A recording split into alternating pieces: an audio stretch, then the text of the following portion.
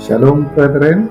We like to say a blessed new year, the very new year that is in line with the heavenly family. We have been waiting for this new year, counting down to it.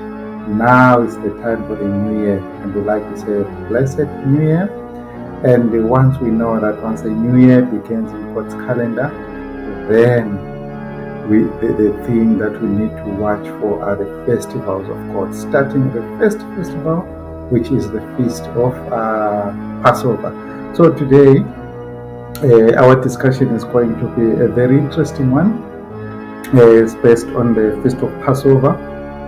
Yes, and it's about the birth of the nation through deliverance at Passover times.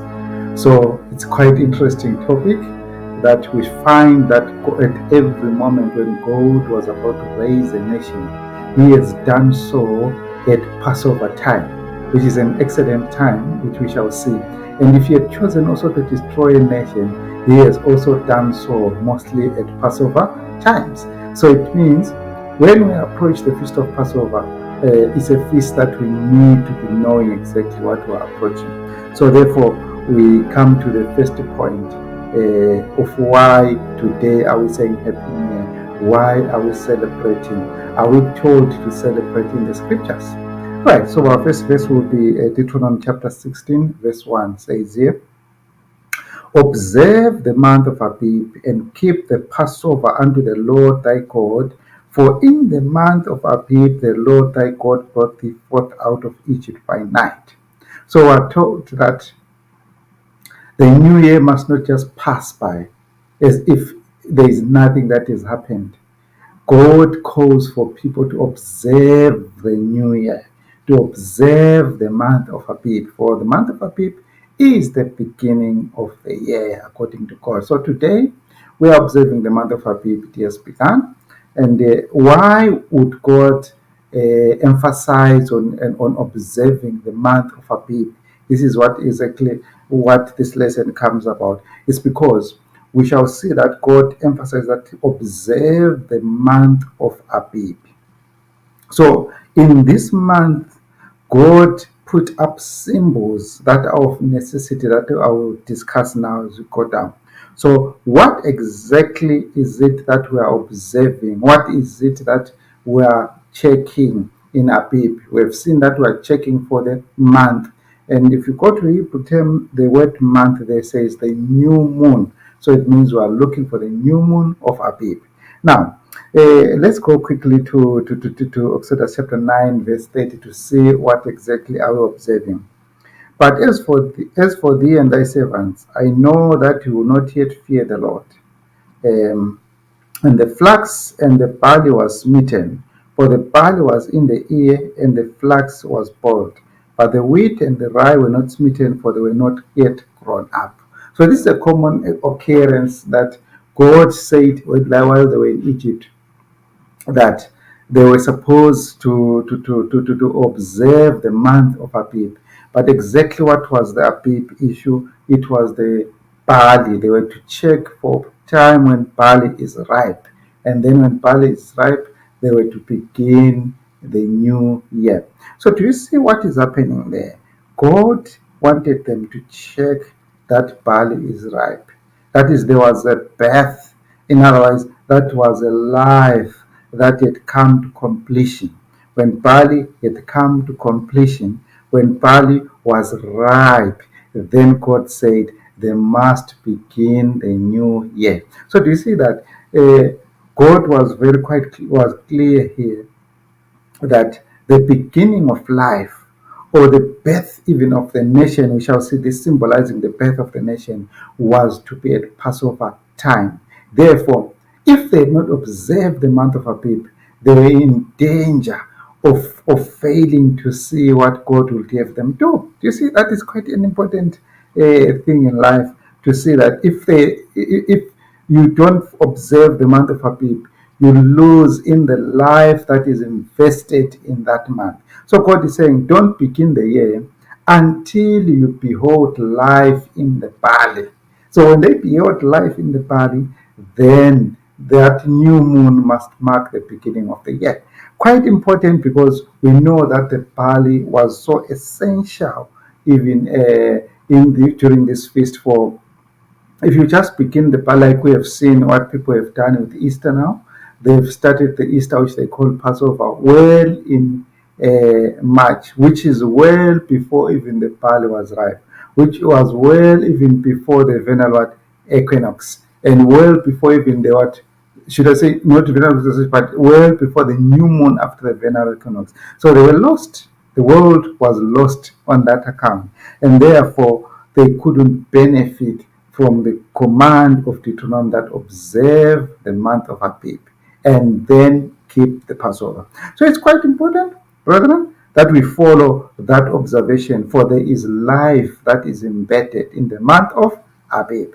Like I said, that once the barley is in ripe, the barley was supposed to be used uh, during the feast of Passover as a worship, meaning that if they had not observed the month of Abib accordingly, then they will come the 14th day of the first month at even, and the Sunday within the Passover week, and there will be no ripe barley.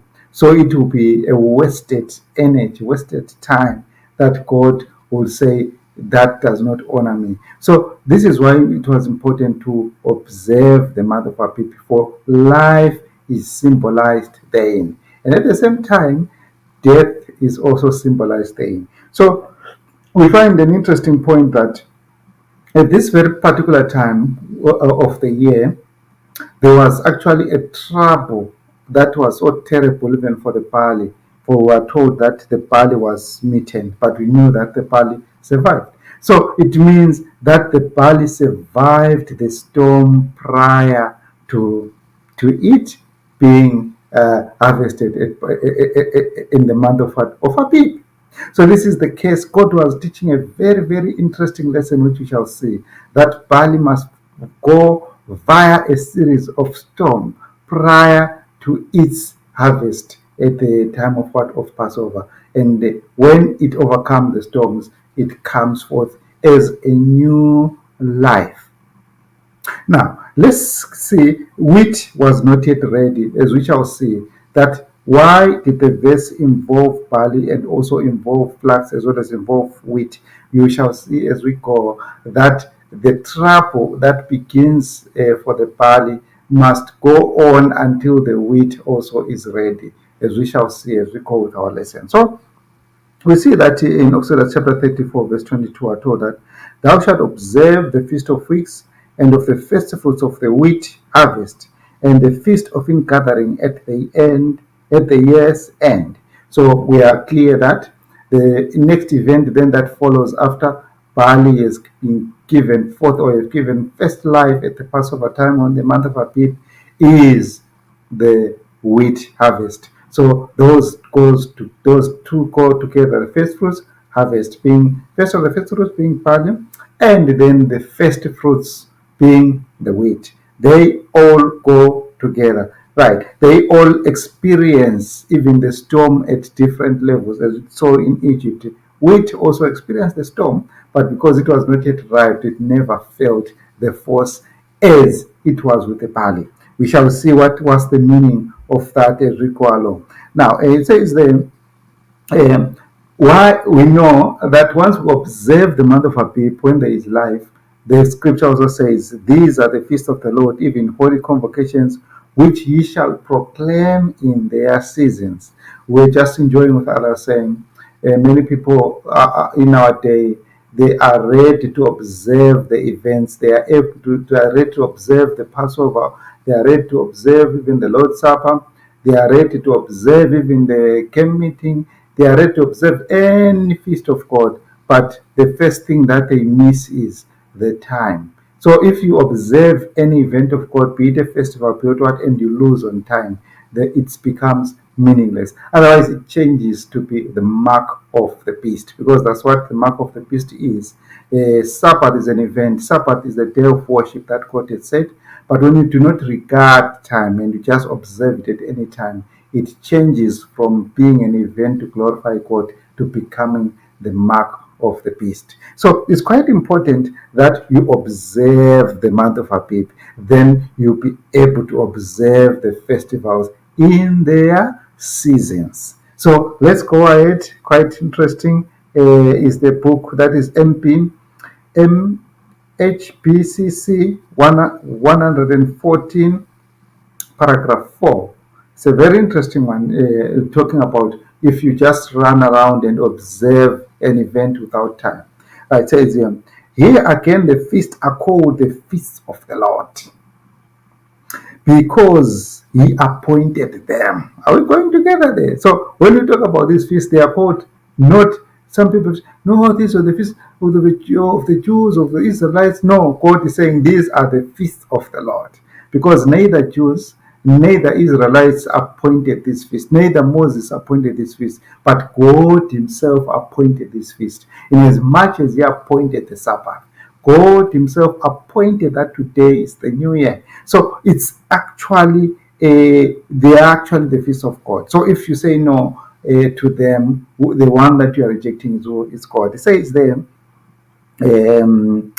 Jeroboam's feast, which he devised of his own heart, was an affront to God and a reproach upon the people. So do you see, Jeroboam devised a feast of his own heart. Everything was good on the feast except time.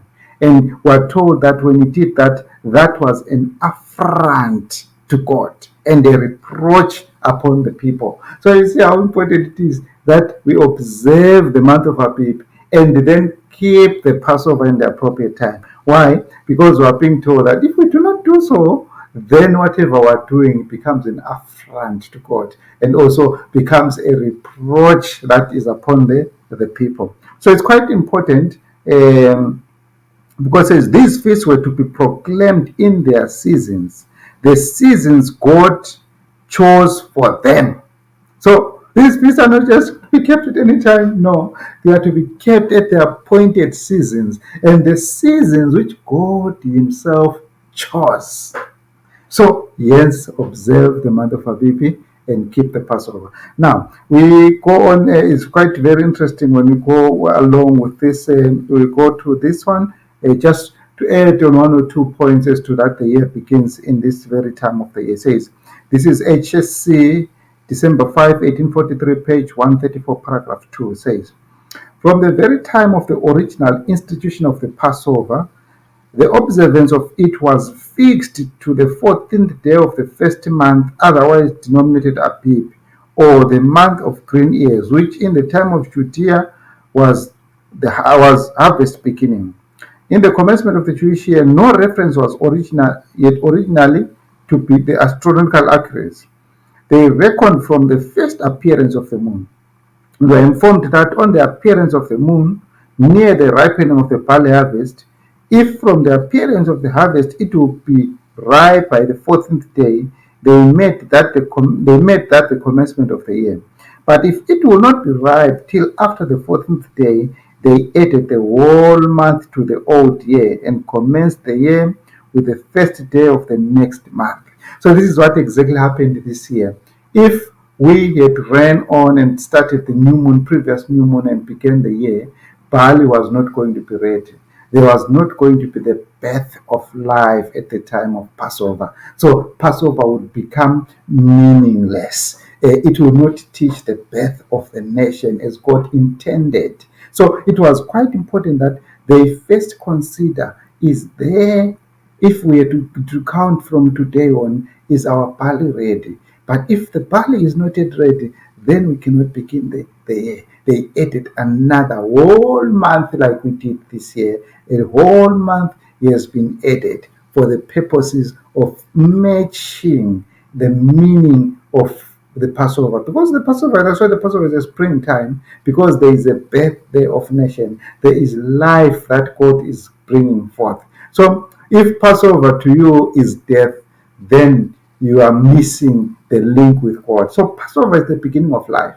Passover is the time of preservation. And Passover, again, we shall see, is the time of the destruction for those who are not worthy to be preserved upon this earth. So it's a fearful time again, as we shall say as we go along. So this is why they needed to check with the barley. Is the barley ready? And if barley is ready, then we begin the year. For barley must indicate life at the time of Passover. So you see how wonderful is our God. So wonderful in his mystery in his scriptures. So it goes on now. This is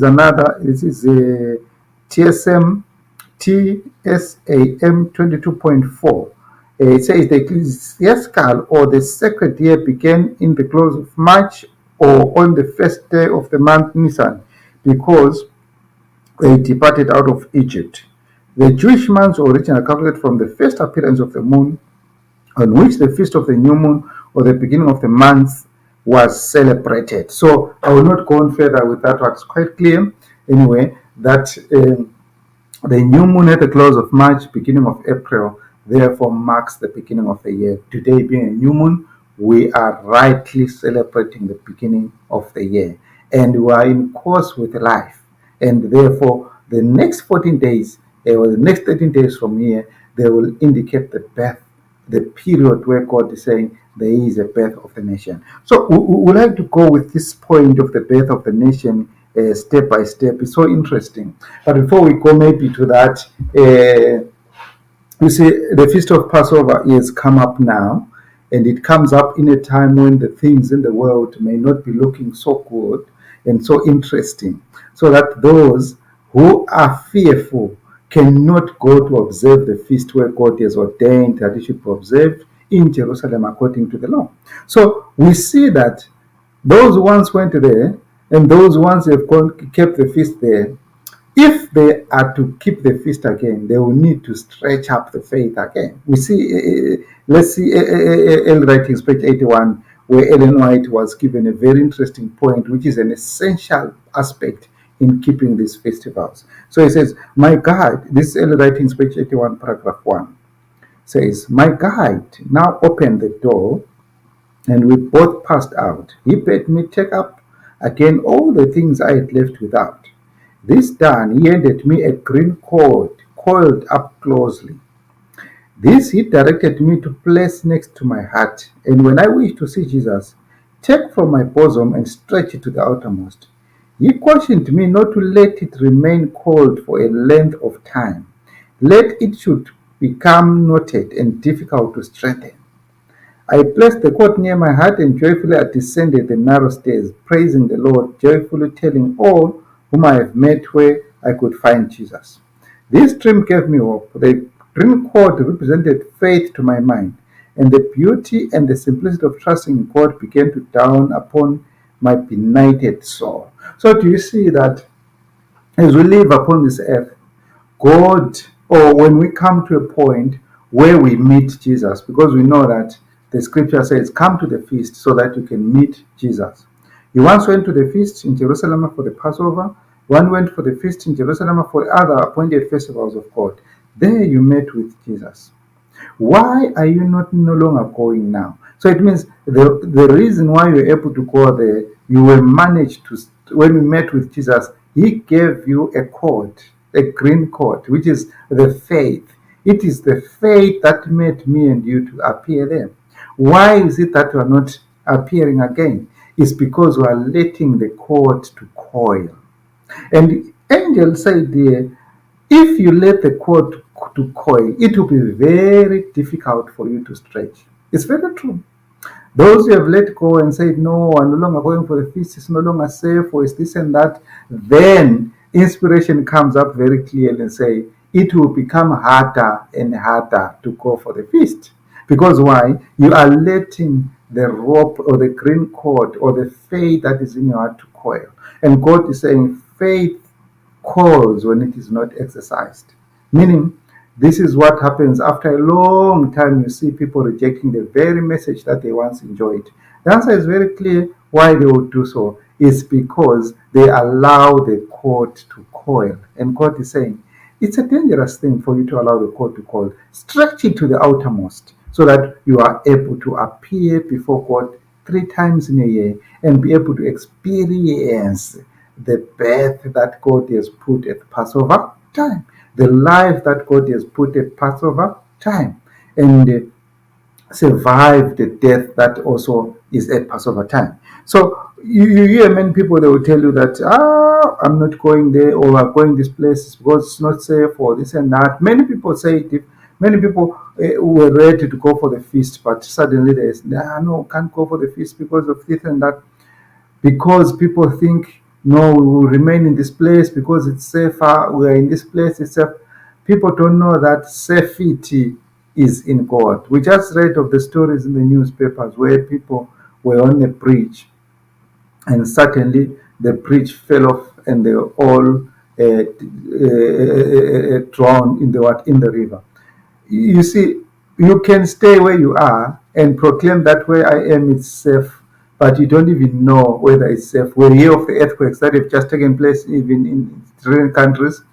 You see, you may be saying, I'm here, remaining here because I can't go and worship God in this place because it's not safe. Then you don't even know where you are, whether it's safe. So, where is safety? Where exactly is safety? Is it in a place, or is in a place where you choose, or where you decide to say, when I'm here, I think I'm safe? I have read some story in the road where it says a person dreamt of being killed by a horse. So he was very careful to keep himself safe from the horse, but he never knew that he was going to be killed by a signboard with a horse. So this is how it is when you say, no, I will not go and worship God because I'm afraid of this and that. Then you don't even know where safety is. Let's hear where safety is. This is MHBCC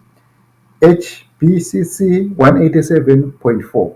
It says here, never were people of God so securely Never were the people of God so well secured and protected.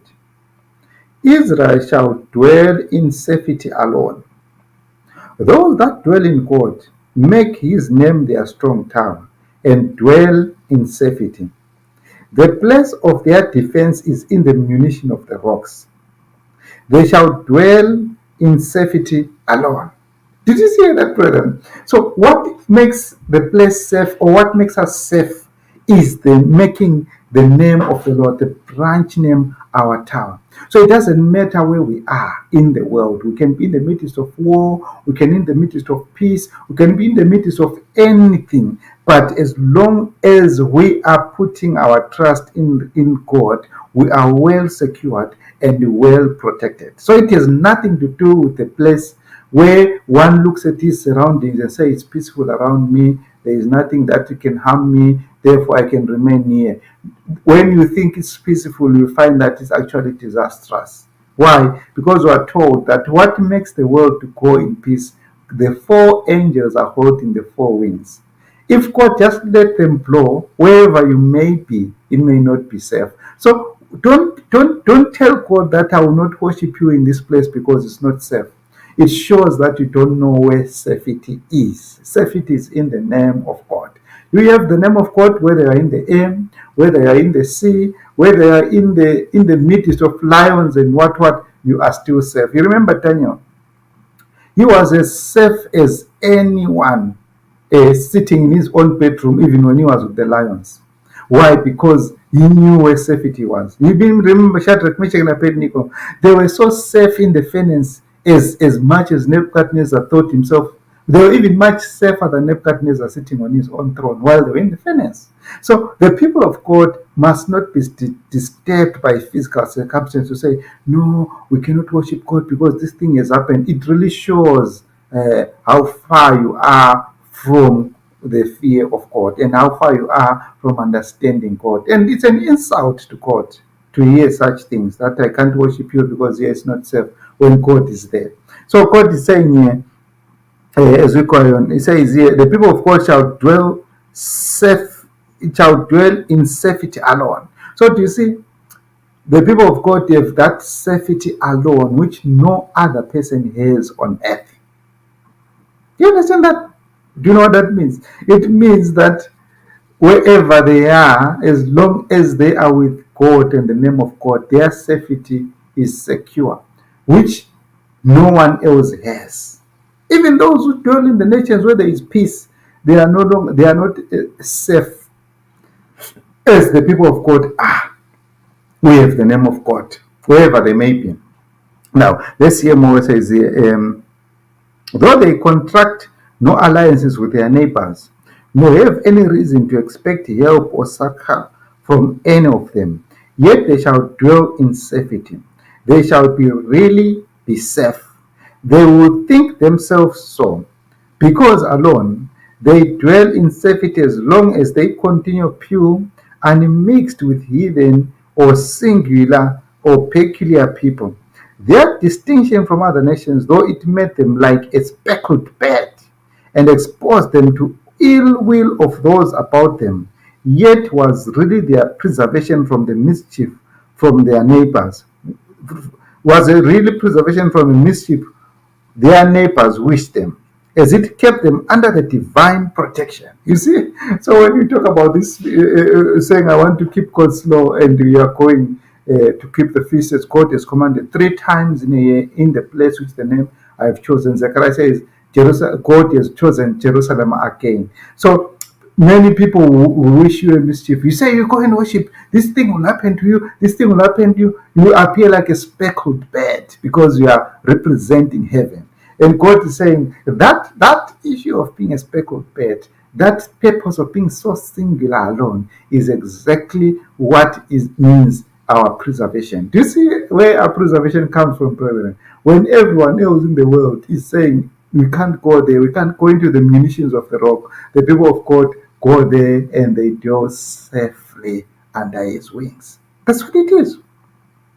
So no need to fear, but there is a call to go forward. Go forward in the name of God, knowing that where the Lord is safe. Never tempt yourself and never insult God by saying, this place where God has chosen is not safe. Never. That's an insult to heaven, because safety is not in the place, but safety is in the name of God. So it says then, all that keep close to God shall be safely by him. It is promised that in the kingdom of Christ, Israel shall dwell safely. Never were people so well protected if they were in any strait. God himself wrote upon the heavens for their help, and there were people saved by the Lord. If they were in danger of any harm or in want of any good, they had an internal God to go to, an almighty power to trust to. Nothing could hurt those whom God helped. Nor was it possible that the people should perish was saved by the Lord. Those that are added to the gospel of Israel are as such as shall be saved. So do you see, it's so wonderful what God is saying there. You remain in your place and say, I will not go for the feast, it's not safe. You have nowhere to call. Your only safety is in the place. But those who go with God, where there seems to be danger, where there seems to be a difficulty, they are there saved by the Lord. They can call upon the Lord, and the Lord will not allow them to be harmed. What an honor, brethren, it is to serve the living God. So it's a call from heaven. Come for the feast. Come for the feast, brethren. Don't allow that faith in your heart to coil. How does it coil? By the very statement that you utter that is not safe. I can't go. I fear this and that. This could happen. This also almost happened to me. You are making the faith coil and insulting heaven. So it says here, never were people so well armed. Do you see? When you are with God, you are so well armed. God himself was the shield of their help, by whom they were armed defensively and sufficiently guarded against all assailants. And he was the sword of their excellence, by whom they were armed offensively and made both formidable and successful in all their wars. God is called the sword of their excellence because in fighting for them, he made them to excel other people, or because in all he did for them, he had an eye to his sanctuary among them, which is called the excellency of Jacob. So do you see, when we go for the feast, what is amongst us? It is the sanctuary. Because that's what inspiration has said in the sanctuary. 3 times in a year shalt thou appear before me. Where are we appearing? Before the sanctuary of the Lord. So God has his eye on the sanctuary. That's what inspiration is saying. And he's saying his people, they are so much armed. They are made so formidable. And God himself is his sword for them. So there is no need to call upon this and that and fear. No, what we need to fear is God himself by obeying him to where he has called us to go and worship. So brethren, let's wake up. Time when God is giving birth or is giving life to the nation of years is the time of Passover. You miss out, you miss the life that is better than. And what makes you to miss out is making that faith to coil and proclaim that it's not safe with God. You remember the Israel when they went into the promised land in the days of Joshua. It was the time of Passover. Remember, it was exactly the time of Passover. And God said, march in. And the king of Jericho was ready for them. Any one step into the promised land, they were facing the king of Jericho. But you remember, because they kept the Passover according to what God had said, they moved according to what God had said, the king of Jericho was but a pebble. It was nothing before the formidable house of Israel. So this is what, do you want to test God? Obey him when he calls you to go for a feast where you think it's not safe. Go for a feast and say, Lord, I'm here to test your power, to test your mightiness, and then you behold the beauty. And he loves it, and he laughs at it. And he says, here are my children, here are they that are standing up against all the evil of the world, trusting upon my name. How do you say you trust upon the name when you remain among the heathens and declare that the heathen places are safer than the place where God's name is? What an insult before heaven it is. So this is a call from heaven that you either take refuge in God or you take refuge among the heathen nations, and we shall see whether the heathen nations are safe or not. So it says here, when we go now, inspiration goes on to say there are many people who fail to go when it's peaceful, and they think they can go when it's time that it will be more and more difficult. Let's hear this track that I'm taking is Passover and Atonement, page 1. It says here, as we study the Bible and see the prophecies unfolding for the closing hours of the history, we can see that we are living in the most critical time. So when you look around the world, you look around even all the places that God has given this world, and you study prophecies and the Bible, you see that we are living in a very critical time, in a time when we must not lose hold of the Lord. But how do we lose hold of the Lord? By that foolish saying that it's not safe to fall to go where the Lord is. So it says here, since we are living in this crisis hour, it behooves one and all to cast away his idols, whether they be lands, riches, pride, idols that speak, or whatever they may be. So God is telling us that it's not safe where God has called us for the feast. No, it's because people are protecting their idols. Some have attained lands among the hidden lands. Some have attained riches among the hidden lands. Some have idols that speak among the hidden lands. And they imagine that we cannot leave these idols to go where there seems to be no peace. We will die and leave these idols. Therefore, they proclaim that it's not safe. Where is safe is asked for us to remain with their idols. Yet God is saying we are living at a critical hour where we need to discard these idols if we are to make it. It says here, for as soon as God's people cast away their idols, the Assyrian will fall. Then they can be delivered. So do you see what's happening here? God is saying, if you want to be delivered, you need to cast your idols and move with God where there seems to be no safety. Otherwise, if you remain among the nations and claim it's not safe, you will remain there forever. There will be no deliverance for such. For they have already found deliverance with the nations which they think are safe. So why would heaven worry about them? Why will they be added into life that comes at Passover time? So the watchmen excitedly inquired inquiry asked, "What of the night?" The watchman said, "The morning cometh, so the night. If you will inquire, return and come."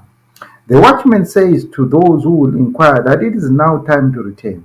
Yes, the answer is to return when yet the morning and the night are in the future. And the morning is coming, but also night comes before the morning. So do you see, brethren? If you tell yourself that I will not be able to go and worship God in this place because it's not safe, or I can't keep the feast as God has commanded, it's not safe, then you should simply know that the inquirer asked as to whether it was possible to return when there was no difficulty. He was told that the morning is coming, and the morning is the kingdom. But before the kingdom comes, night comes. So it means if we're allowing that faith to coil, we won't be able to make it to the very place. We know the kingdom will be set up in the land of Israel according to the scriptures. So it means we won't be able to make it at that particular time of the kingdom. Why? Because we have allowed the faith to coil, and what has called us very few difficulties. We have never been touched by anything. You are already afraid. I can't go, I can't do this. And God is saying, "Yeah, allow the faith to coil, thinking it would be better. Don't worry. Know that before the morning comes, night must come." So this is where we are, brethren, that before the morning comes, we shall have the night. So it's a fearful fact that God is saying to us here, that we will not get to the kingdom unless we go through the night. And the night will require us, as the barley was. I talked about the barley, that the barley had to go through the storm for it to be ready at Passover time. And it survived. And it's the same here, that the people of God need to be smitten at the time of the night before they come into the morning. So it says there, in Ezekiel, we are admonished to take our staff and go into captivity before it gets dark. While we are yet in the twilight, we will be able to see. But when darkness shall cover the earth and gross darkness the people, his people will have to flee and leave their possessions behind. So do you see what's happening, brethren? Now we are still able to see that the events are going this and that way. But the time is coming when it shall get darker and darker, when no one will have no answer to what is happening. And the people of God, that have allowed their faith not to be coiled when it was still twilight. This is twilight. What you are saying, I will not go for the feast. God is saying, this is just twilight. What about when the darkness comes? What about when the darkness comes? When you are afraid of the twilight, you won't be able to actually see. So it says, for us to see when the darkness comes, we need to go along with the twilight. So the call from above is, God is so merciful to allow all these events to be taking place in the world in front of us, so that we develop that faith that we will need when it shall be night. So don't delay. Don't allow the devil to take away that faith from you. It's the time when we need to have that faith restored amongst us. It's the time that we need to exercise it. Make it a challenge to say, I'm going. Where there seems to be no peace, that's where I'm going, because I fear God. Not because you are proud, not like you are like Peter, no, but because you say, Lord, that's what you have promised us, that we need to go when it is twilight, so that we are able to go when it is night. You don't know when it shall be night. Because when it is night, those who have once seen it when it was twilight, they can tell you what twilight is like. But when it is night, things will get tougher and tougher, and those that have felt at twilight won't be even talking about them. So it says here, these people will have to flee and leave their possessions behind. So you see the test that God is giving us, even at this twilight, is that you go for a worship to a place where you might think, I might die and leave my possession. God is educating us that the time that is coming that you will need to flee your possessions. That's not an easy thing to do. That's not an easy thing to do. You see, God in the land of Egypt, knowing that the people would not even get out, he said, take your flocks and take everything. Imagine if God had said, just leave. Moses was going to get out of Egypt alone, or until Pharaoh had revived, they would have left him in Egypt. But because they carried all their possessions, they were able to leave. So it's the same even we see with Lot, when you are told to leave everything behind. The wife looked and said, "Shall I leave all this to just go with Lot?" And turned to the pillar of salt. So this is exactly where we are, where God is talking to me and you. Observe the month of Abib and behold the life that God has put in Passover. But where can you see the life? Go into the place that the Lord has chosen to keep his feast there. Never be afraid of any events surrounding these things, because this is just twilight. It's yet to get darker. So there are no good news for those who are fearful, because it's yet to get darker and darker. Right? It says there, uh, um, um, we notice also that the inquirer was told to return. The door evidently was open when he inquired. We know that some will wait until it is too late, and it will be a most dreadful day for the latecomers. Sad day beyond words. So this is what we are saying, brethren. And we are repeating this because inspiration wrote this thing long back in the 1950s, long back before the things will happen, that there will be latecomers. They will be there. Those who once stood for the truth, who said, now let me stand up and go for the feast. Inspiration says it will be a set day beyond for the latecomers. So let us not be latecomers, brethren. Let us take up our stand and stand for the truth and go and worship God as he has commanded us. So it says there, it goes on to say, will it be you, brother or sister? Why not inquire now? Why put it off until it is too late? So it's the question, will it be you? Will it be me? Because it's going to be a fearful event and a terrible one. So God is saying to me and you, don't wait until it is too late, because I will repeat these words. It will be a most dreadful day for the latecomers. A sad day beyond words. You remember when Christ asked the men, why don't you have the wedding garment? It says that it was beyond words. The man could not speak any words. He was speechless. So this is how the things will turn up to be. It's going to get darker and darker as we get closer to the kingdom. For before morning, there comes darkness. Whether you like it or not, that's how the order is of heaven. So wherefore, thus says the Lord, the Holy One of Israel, because you despise this word and trust in oppression and perverseness and stay thereon. Therefore, this iniquity shall be to you a breach ready to fall, swelling up in the high wall, whose breaking cometh suddenly. And when they say peace and safety, then sudden destruction cometh. Sudden destruction cometh at instant. So you see, while the Passover brings the morning, at the same time it also brings the destruction. Brings the morning in terms of the birth of the nation. Brings the destruction to the latecomers. Those that are putting it far beyond and saying, no, we shall go and it's better, we shall go and this and that stops. Forget, you will not even go. This is just twilight. It's going to be said beyond words. So this is the time to stand up for the truth. So I've said a lot on that, because it's quite important to say those points in this scripture, because God is calling us at the very right time. And many people have turned down the call because of the fear of the unknown, the fear of the things that they have even never seen or just imagined. And yet the God that roars upon the heaven is ready to defend his people, is ready to stand with those that stand with the truth. So now I'll quickly go to the first section that I've said. So the first point that we find out where God preserved or gave birth to a nation was at the time of Noah. So at the time of Noah, there were two events that took place. There was the birth of the nation, or through Noah and his three sons. And we know that through them God preserved the world, and the rest they perished. At what time did they perish? At what time did they perish? It was the feast of Passover.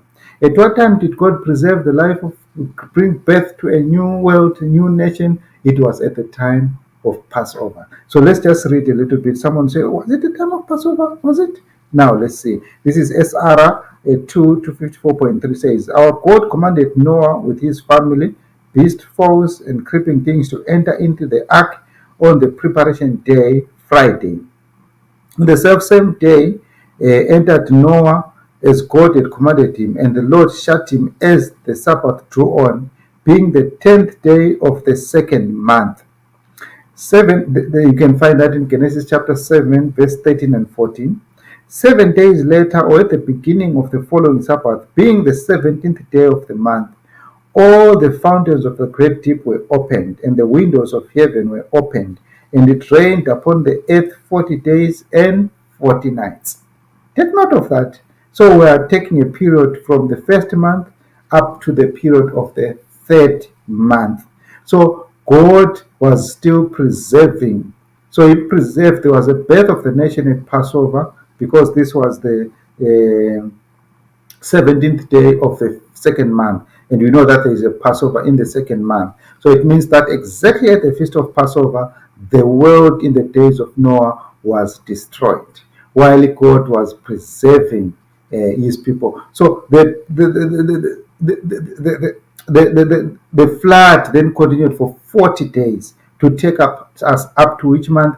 Unto the third month. You find this very, very important, because that's when the preservation was complete and the destruction of the wicked was also complete in the third month. So it moved from the, actually it was not longer the third month as such, but it was now the fourth month, because we were accordingly keeping the Passover in the second month then.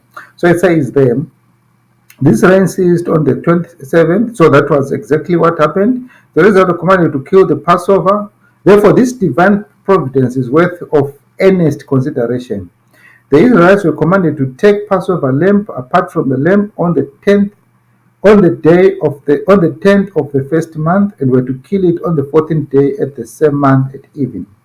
As Christ was crucified and buried and resurrected within the Passover week, the weekly cycle and the monthly calendar coincide as follows. The 10th day in which the lamb was to be taken from the flock fell on the 7th day Sabbath that year, which coincided with the day of the week and of the month Noah, first day of confinement in the ark. You remember that there were 7 days from the beginning of Noah entering into the ark until the time of the flood started. So it means Noah entered the ark on the 10th day of the second month, which is exactly the same time where God was saying you must preserve the lamb. So Noah was also observing the month of Abib. Why? Because he knew that if he had not observed the month of Abib, he was not going to survive the flood. So Noah knew that the Abib has come, or the new year has come. Then he knew that the next event that is coming was the destruction of the world. Did the world know? They thought that they were in peace and safety. They thought that when Noah was saying is safe, they were saying Noah is mad. The earth was even much more safer. And you know what happened? It proved that the ark was the safest place than any part of the earth was. So this is what it is. Even at the particular time, I was saying, God is challenging me and you, and He's saying, "Can you go into the ark?" And the ark is the land that He has chosen to put His name there. Can you go into the ark? And everyone in the world is saying, you are mad. Why can you go into the ark? There is danger, there is war, there is this and that. And God is saying, go into the ark. And when God closes probation, and which is going to be, and closes probation, and He begins His destruction at Passover time, you shall quickly see that the heathen nations are not even anywhere closer to the word safe. And people will cry why they ever cherish the idea that they are safe among the heathen nations, and they wouldn't go to the ark. So it's a repetition of the events. The nation is being born here. Noah's nation was born, and the world was preserved through that nation at Passover time, while at the same time the world was destroyed at Passover time. So fearful is the feast of Passover, because at this particular time we see that the world in the days of Noah was destroyed, while only Noah was preserved. So where There is safety. Safety is with God.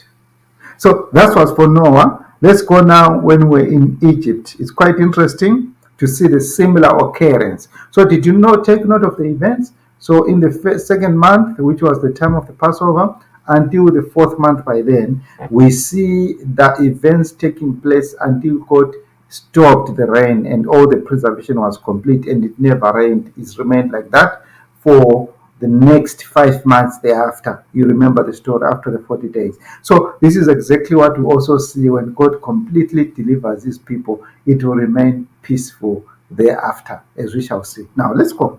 It says here, this is the Passover in Egypt. Was there a birth of the nation there, as we saw in the time of the flood?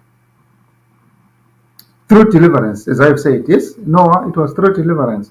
If God had not delivered them through from the flood, there wouldn't have been a nation born. So it was through deliverance. And do we have a time, even now time, where the children of Israel survived from death through deliverance, while the others perished? Let's see.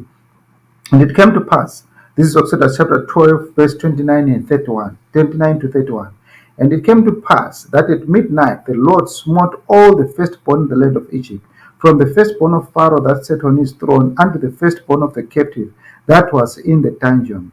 And all the firstborn of the cattle and Pharaoh rose up in the night, and he and all his servants and all the Egyptians that were and all the Egyptians, and there was a great cry in Egypt, for there was not a house where there was not one dead.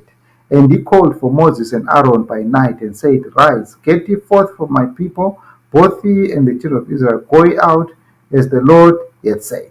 So we see that in that very time when God was delivering his people, those that thought were safe with Pharaoh, yeah, they all had their firstborn perish, and there was a cry in Egypt as never before.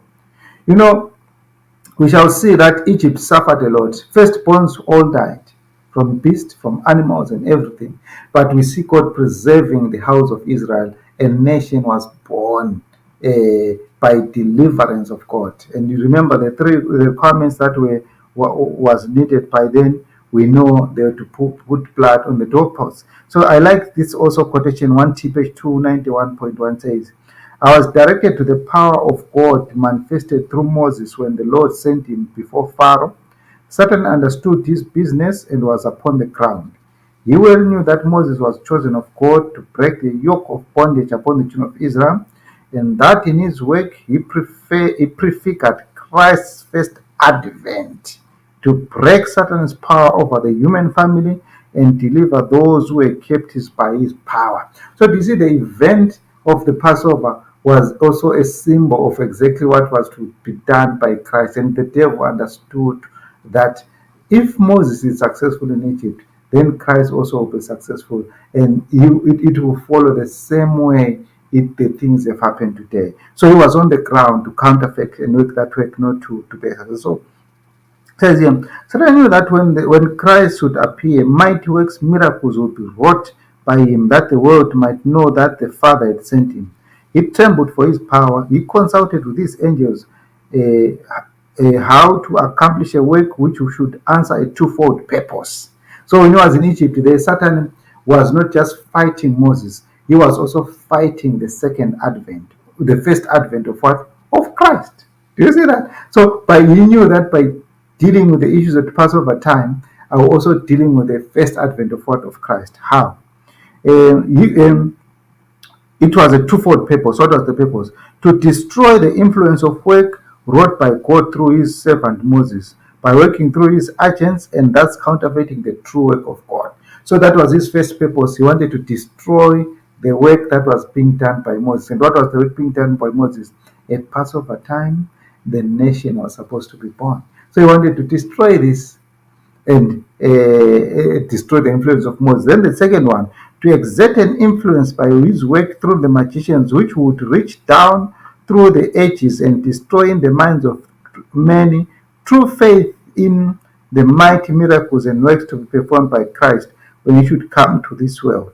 So you see what's happening. Satan was actually looking at when Christ comes at the first advent, he is going to perform miracles. So let me make my magicians also to perform miracles so that people, when they see the events that were being done by Christ, they will not believe Christ. They will think it's just like what the Egyptians were doing. And that's exactly what happened. When Christ was healing the people and doing all the wonders, what did the priests say? They say he is healing people using Beelzebub. That's exactly what Satan wanted to happen. So, when we are looking at that event of the Exodus, we are learning of exactly what was to happen what was to happen in the first what? Advent. So we see that there was that deliverance which the Israelites experienced in the land of Egypt, and the nation was born. But it was not yet over, like I said, when God delivered Noah and put them in the ark in the Passover time. It was not yet over. It rained 40 days and 40 nights to completely deliver Noah from the wicked. You remember? If God did not rain that day, Noah rained for 40 days and 40 nights, the wicked would still have survived, and Noah would still be at risk. So for Noah to be delivered, we saw the first aspect was a Passover time for him to enter into the ark. That was the first deliverance, and the door was shut. But then God had to continue in the 40 days in the work of deliverance. By the end of the 40 days, the deliverance was complete, and Noah was safe above the waters as the ark was moving about. So this is the same, but it was so terrible during the 40 days, even the ark, the way it was moving and all the disturbance, it was not so safe. He says that even the devil feared for his existence. But it was, for Noah, they experienced every bit of it. And by the end of the 40 days, they were on calm waters. So this is what is exactly about the children of Israel. They are delivered at Passover time, but it's not yet over according to the scripture and according to time. They must be followed by events for 40 days. At the end of the 40 days, God must have a clean deliverance where we then see them having also a good time to sit down and listen to the words of God.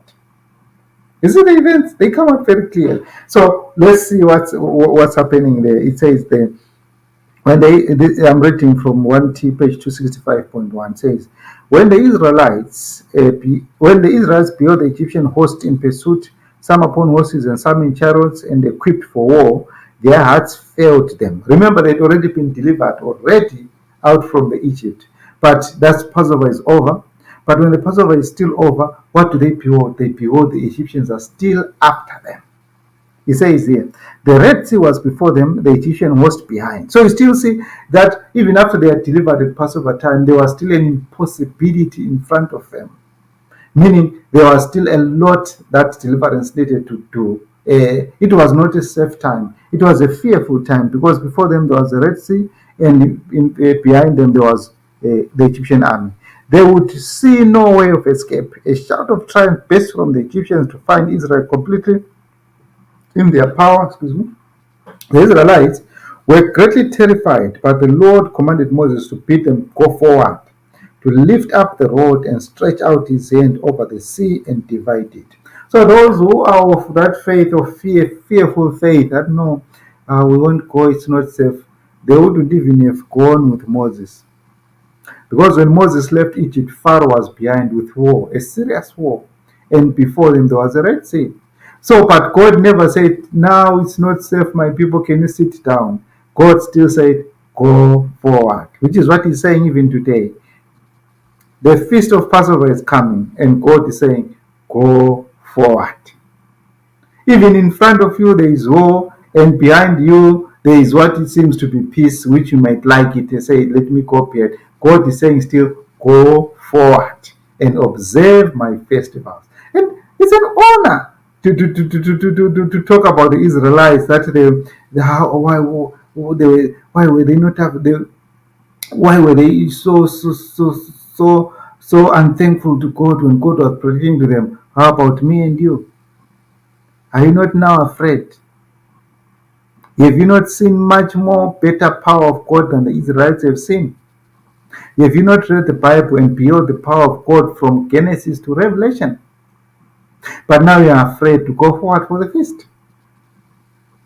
God is saying, you have done worse. So it says, but the Lord commanded Moses, bid them go forward and lift the rod and divide it, and he did so. Lo, the sea parted, and the children of Israel passed over the dry shore, Pharaoh had so long withstood God and hardened his heart against his mighty wondrous work that he in blindness rushed unto the path which God miraculously prepared for his people. And again Moses was commanded to stretch forth his hand over the sea, and the sea returned to its strength, and the waters covered the Egyptian host. They were drowned. This scene was presented before me to illustrate the selfish love of slavery, the desperate measures. Yeah. So this is what it says there. It shows how much slavery is when people, it's just like we're told that in these last days the people of God are held by the king of Assyria. So by then the children of Israel were led by the king of Egypt, Pharaoh. He loved slaverism to a point that he even went straight into the what? Into the sea without any fear because of the love of slaverism. And God completed his victory. And we know that when he had delivered from them, this was not the final. When they went out, the next event was the Amalekites. So the devil was still with them, following them. And we know that they defeated again the Amalekites by lifting up their hands. Is that event also is similar to what we see the 100,000 will do, to lift up their hands in the name of the what? Of God, to overcome the enemies. And we saw they managed, finally overcame. And on the right time in Exodus chapter 19, verse 2, are told that in the third month, when the children of Israel had gone forth out of the land of Egypt, the same day they came into the wilderness of Sinai, for they were departed from Rephidim and were come to the desert of Sin, and had pitched in the wilderness, and there encamped before the mount. So quite interesting that the deliverance was complete by what? By the time of the third month, being the feast of Pentecost. So a nation is born in Passover time, but the devil make every effort of struggle to make sure that nation never reaches a point where it's safe and can hear God speaking to them. And he fights, but God delivers these people. And when it comes to the feast, the day of Pentecost, the people of God are ready to receive him, and the deliverance being complete. It was complete at Mount Sinai. There was no Amalekites in sight. There was no Pharaoh in sight. They were just there to listen to the words of God. As God was saying, the nation that has been born at Passover time are now coming into a covenant with it. As it did with Noah, as even also did with the children of Israel. So now we move on to the events that then take place in the days of Esther. We want to see, was it at Passover time when they were in suffering or in trial, and God also delivered them. And by the third month, God had accomplished deliverance in the same order that we're discussing today. So I'll go to Esther chapter 3, verse 7 there. It says there, in the first month, that is the month Nisan, in the 12th month of the king Ahasuerus, they cast Pur, that is the Lord, before Haman from day to day, and from month to month, to the 12th month, that is the month Adar.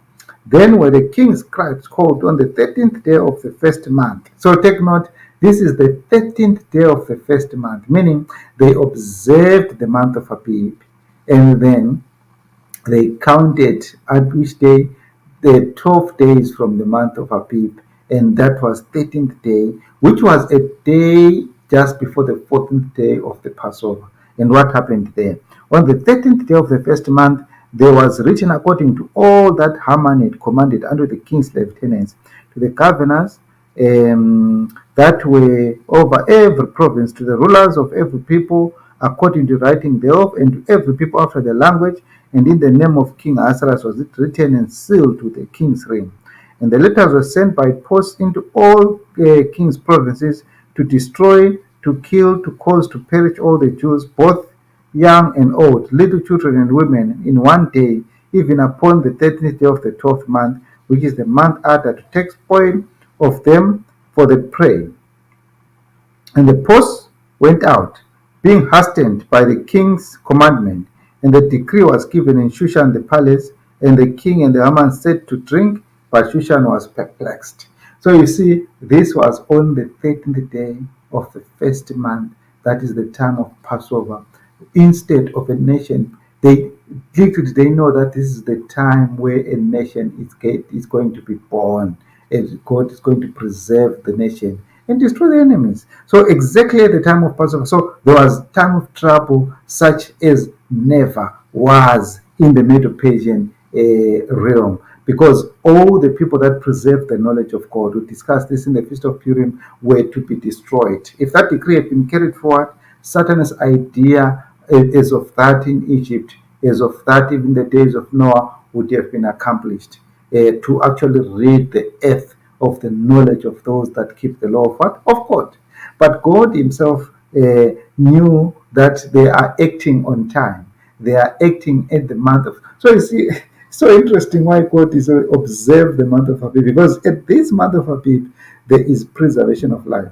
If Haman knew and had observed this month of Abib, he would have never played at this particular time, because at that particular time, that's the time for God to act. And you know what happened?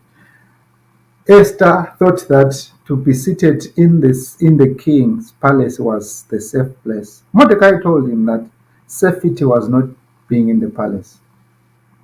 Safety was to go where you think you will perish. And that's how safety was to come. So this is the same call that I'm bringing forth today. That safety is not staying where you are in your houses there, where you think there is safe. No, safety is going where you say, "If I perish, I perish." And then we knew when Esther went straight to where he thought she was going to perish. Did she perish? Did she perish? Not at all.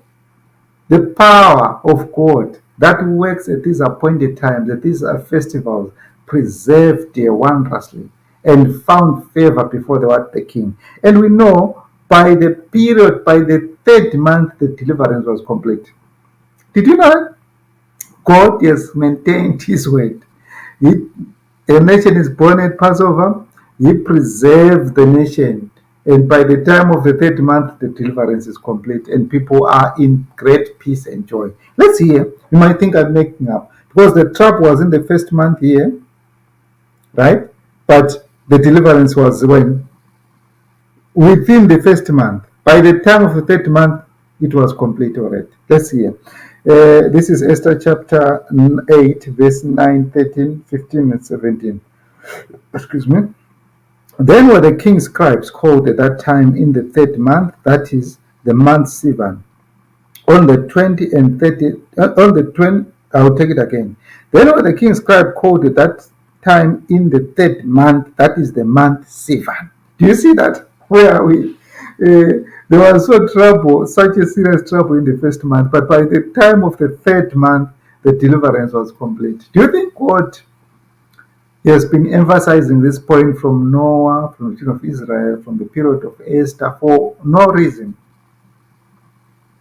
If you think so, then you are in a very sad predicament. So it says here, let's see what it says. Then were the king's scribes called at that time in the third month, that is the month Sivan, on the 23rd day thereof, and it was written according to all that Mordecai commanded unto the Jews, and to the lieutenants, and the deputies, and the rulers of the provinces, which were from India unto Ethiopia, and 127 provinces, unto every province according to the writing thereof, unto every people after their language, and to the Jews according to their writing and according to their language.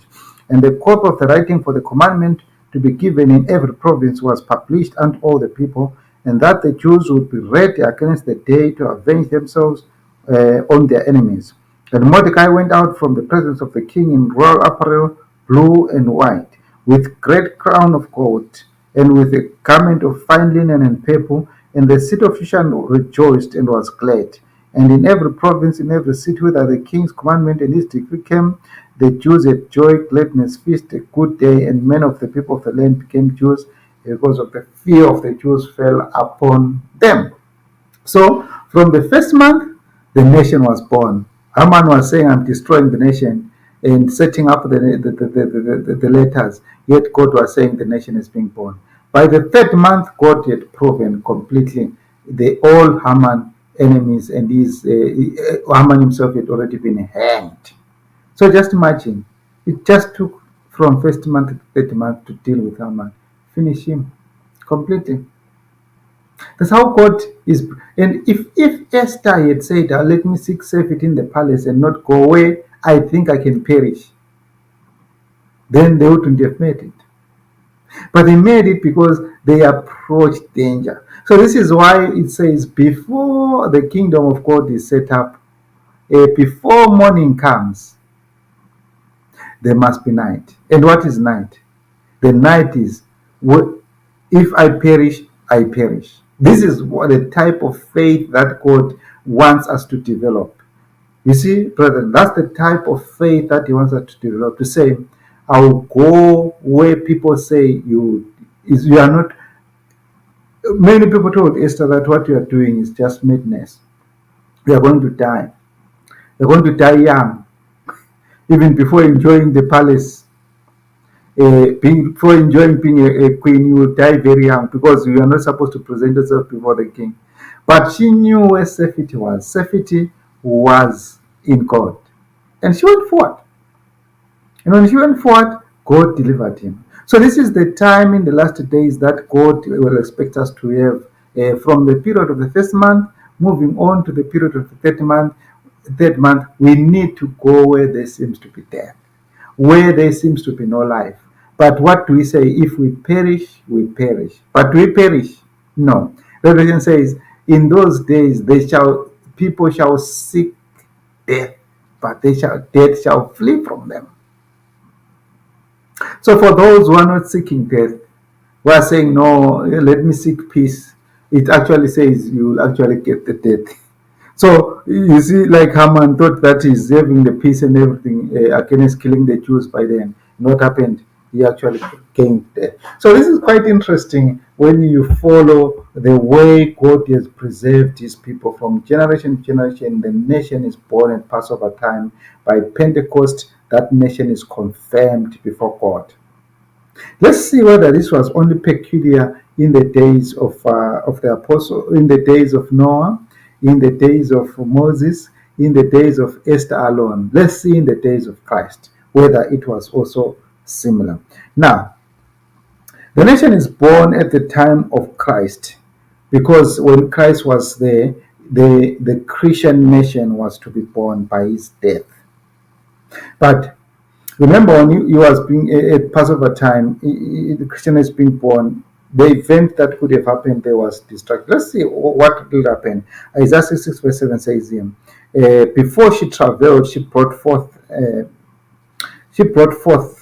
Before a pen came, she was delivered of the man child. It goes on, says here, in these two verses, the comparison says, let me read it again. Before she traveled, she brought forth, and before a pen came, she was delivered of a man child. Who hath heard such thing? Who hath seen such things? Shall the earth be made to bring forth in one day, or shall a nation be born at once? For as soon as Zion traveled, she brought forth her children.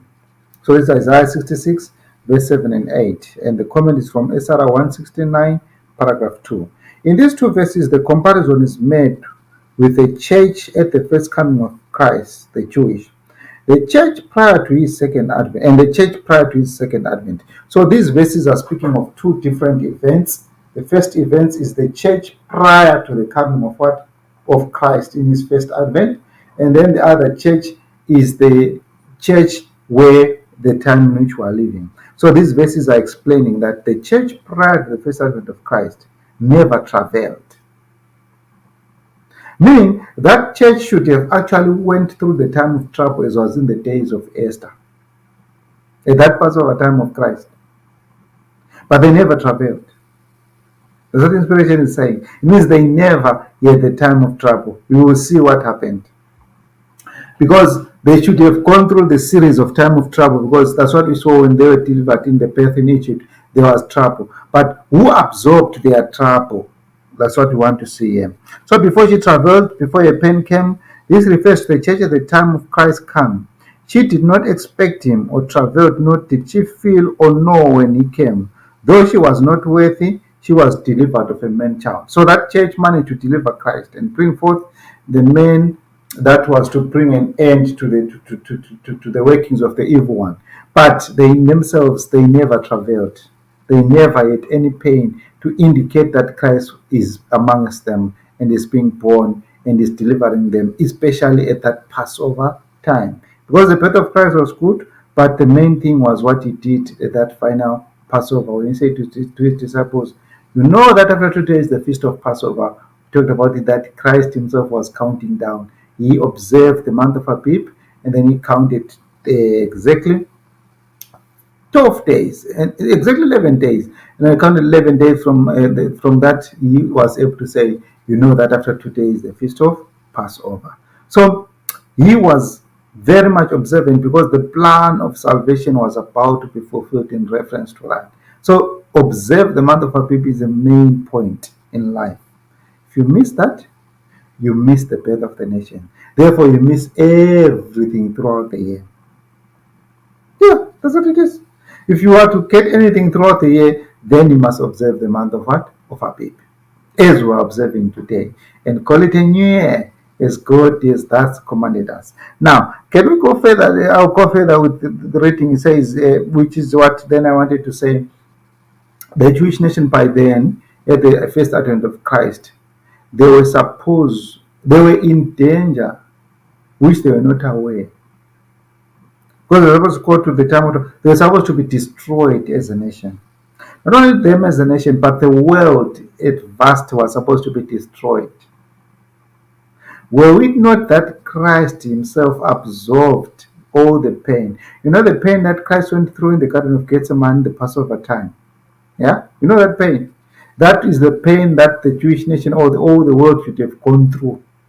But Christ absorbed the pain. Because the Passover doesn't just come like that. The Passover of the deliverance with the birth, it comes with travail, comes with pain. We saw it in Egypt. The pain was at its height when they were delivered from Egypt.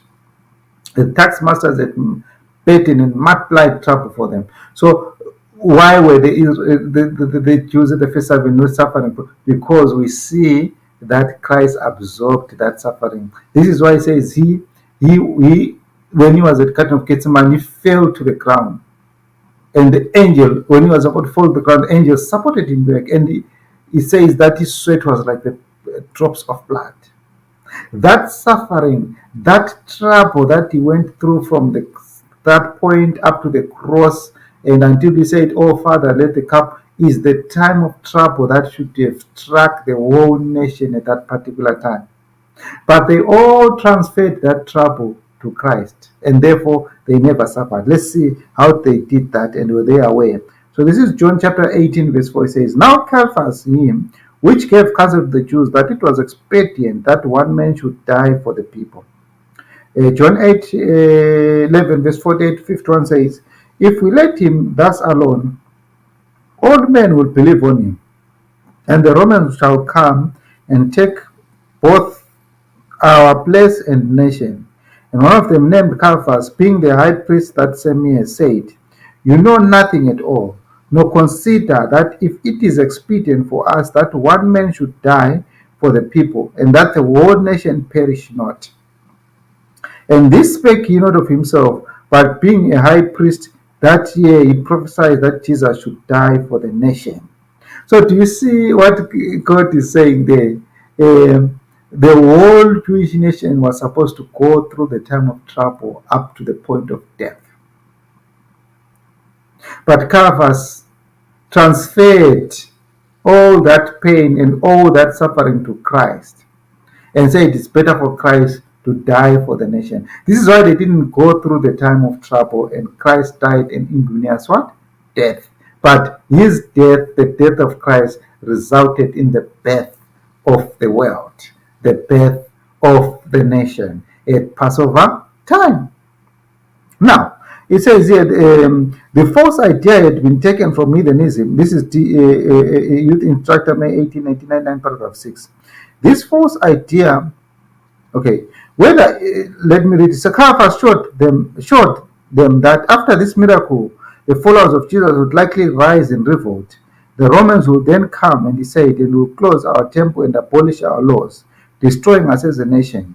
What is the life of this Galilean worthy in comparison with the life of the nation, whether innocent or guilty, if he stands in the way of the nation's well-being, is it not doing God a service to remove him? Better that one man perish than that the whole nation be destroyed. So the nation of Israel was at the brink of destruction there. It says there, this false idea had been taken from heathenism, and among the heathen, the dim consciousness that one was to die for the human race had led to the offering of human sacrifices. So Calf was thought to save the guilty nation not from transgression, but in transgression, that they might continue in sin. So this is what you see, he did. He wanted to save the nation in sin. And of course he did. And they continued in sin. And they never felt any trouble. And they never had any travail. It was as easy as that, but it wasn't so easy, but because Christ absorbed all that suffering. So was there a possibility of the destruction of the world at that particular time? The answer is definitely yes, because when we go to Revelation chapter 9, we are told that Revelation chapter 9, Revelation chapter 20, verse 1, and Revelation chapter 9 will tell you that the earth at that particular time was now a bottomless pit. And I'll read a comment from 2TG10, which says here, the heavenly star represents the heaven sent being, the same angel of whom we read in chapter 20, verse 1. The locusts are heaven rescued multitudes. So do you see, there was a birth of a nation through the death of Christ. He rescued locusts. For those who have done the prophets, they understand. He rescued at Passover time. Though that was a Passover time, he rescued the locust. But when he rescued them at Passover, it was not yet still complete. They were still surrounded. Remember, after that, the disciples were in fear and they were living in the upper room. So it continued until for how many days? For 40 days. And on the 40th day, when Jesus left, he had delivered them completely, because we see them, they were at peace with God. And they were on the day of Pentecost, they received the Holy Ghost. So the deliverance was complete on the day of Pentecost. And Peter spoke with power. And they were not afraid of anything. So do you see that even Christ himself, when he was asked, why are you going to Jerusalem where you know you are going to die? What did he say? My time is come. And he went forth. So that's the wave shift that God is looking for. Those that can go where they say, if I perish, I perish. And they understand that they will not perish at the time of Passover. Why? Because a nation is being born there. If you miss there, you are missing the birth of the nation, and you can't be part of that nation. And they know that as they go there, they stand for the birth of the, because it says as soon as the church travels, meaning at this particular time, there is going to be a night. Christ is not going to absorb the trouble as he did in the days of them, this first advent. But the church, the wave shift themselves, they are going to get the trouble. And the church is going to get the trouble such as never was. And the nation is going to be born in a day. For it says, as soon as Zion traveled, he brought forth a nation in a day. And what nation is to be brought forth? The 144,000. But they will not be safe at Passover time. There will still be wars, sufferings. I could have gone through that, but because of time, it doesn't allow me. It's a very interesting point when we go through now. It shows that there will be trouble everywhere, and that will make sure they don't get there. But the Lord's feet shall stand evidently before they stand in Mount Zion, where in the Mount of Olives, to deliver them. And by the time of Pentecost, it will be so peaceful for them. For then they will hear the voice of God and receive the kingdom of peace. So who will go first? It is the wave shift. They must go through the storm as it happened in the days of Egypt. Remember when barley was going through the storm and was ripe, wheat was not affected. So this is the same thing at the time of Passover, the 100,000, they're not affected. But they have to suffer from the going on with the trouble that is going to be there. And at the time of Pentecost, they need to be ripe. And when they are ripe, God would have completed the deliverance. So it's so interesting that Michael will stand up at Passover time, being a time of trouble such as never was, and delivers the wave shift. But before, and it delivered the worship, there is still war and trouble in the land of Emmanuel. And then what happens? Because Assyria at that particular time, as you see, Assyria is nearby. It's already overriding many things in the land then. And we see that Assyria will be in the land, and the scripture says clearly, then the Assyrian shall fall. Why does he fall? Because the Lord's feet stand upon Mount Zion and anoint his servant, and he flees from the land. So it's quite interesting to see how the nation will be born and confirmed at Pentecost. The disciples were born at Passover time when Christ rescued them by his death. As we see that he rescued them, it says here, let me read here. Who else then can the star and the locust represent but Christ and the Christians? Satan has shut up the bottomless pit, the entire Jewish nation. So that's what was happening. So Caiaphas was not dreaming when he was saying, if one man does not die here, we will all die.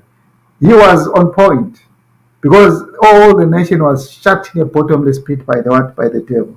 And the only nation that had previously been put out of the pit, because all nations since the fall of Adam have been put in the bottomless pit. But in the days of Noah, we saw God put a church out of the bottomless pit at the time of Passover.